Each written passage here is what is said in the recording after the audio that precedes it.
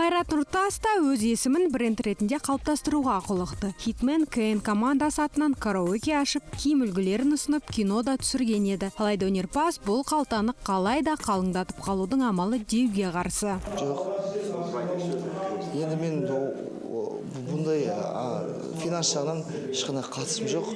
Оның бәрін анашым мен Мира өздері жасап жатады. Сондықтан қай жақтан қарсы еді, неден қарсы еді, мен білмеймін. Десе де Қайраттың бұл бастамаларын әншілігі сында аса сұраныста деп айта алмаймыз. Нұртастың ізімен өзінің командасын ТТТ деп атап, есімін брендке айналдыруға құлшынғандар қатарында Төреғали Төреәлі де бар. Өнерпаз кино түсіріп, төре шай мен әтірінде ұсынған болатын.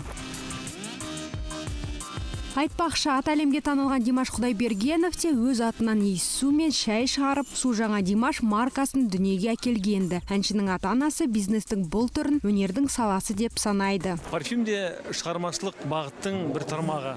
Ол да үлкен шығармашылық ізденісті талап етеді. Алайда Меденова болса өз есімі ғана емес, келісті келбетін де ұтымды пайдалануға ниетті. Сұлулық салонын ашқан сылқым бүгінде табысты арулардың бірі. Жасыратыны жоқ, бізде отбасылық бизнес бар. Ал одан түскен қаржыны жанұямыздың жұмысына жаратамыз. Айдананың шығармашылығы да сол бюджеттің ішінде. Алайда отандық өнерпаздарға есімін бренд ретінде қалыптастырып, атағының арқасында табысқа кенелуді Тимотиден үйренгені жөн болар. Жеке лейбл, мейрамхана, киім дүкені, барбершоп, сұлулық салоны. Қысқасы, ресейлік әншінің табысты бизнестері жетіп артылады.